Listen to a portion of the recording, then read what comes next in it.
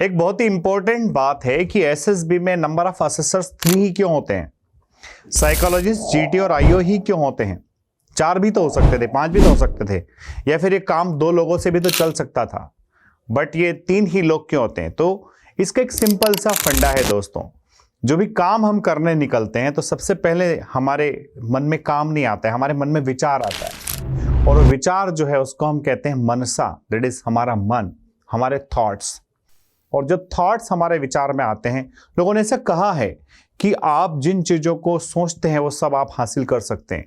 आप जो ठान लोगे और उस पर आपने एक बार काम करना शुरू कर दिया, डेफिनेटली आप उसको अचीव कर सकते हैं।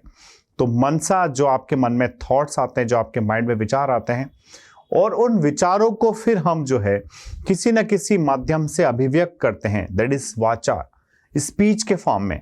सपोज आप किसी इंस्टीट्यूट के अंदर आप वर्किंग हैं, आप टीचर हैं, आपके मन में कोई विचार आया तो उस विचार को आपने अपने दोस्तों के साथ, अपने स्टूडेंट्स के साथ शेयर किया, वो आपका स्पीच हो गया।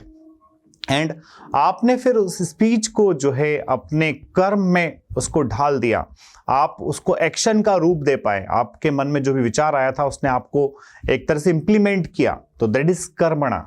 तो दोस्तों, मन, वचन और कर्म, जब ये तीनों बातें, ऐसा कहा जाता है कि जब गुरु के सामने रहो तो आप वही बोलिए जो आपके दिमाग में चल रहा है, तो आपके जो परेशानियां हैं उसका एक निश्चित हल निकलेगा।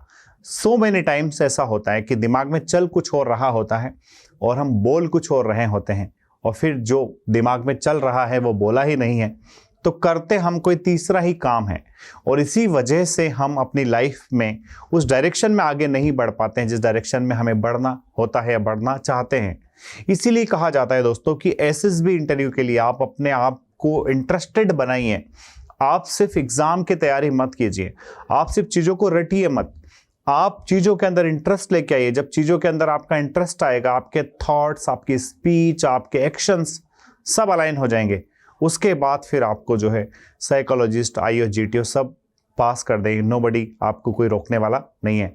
तो आई होप आपको मन, वचन और कर्म का ये पूरा फंडा समझ में आया होगा। नेक्स्ट वीडियो में फिर मिलते हैं। जय हिंद, जय भारत।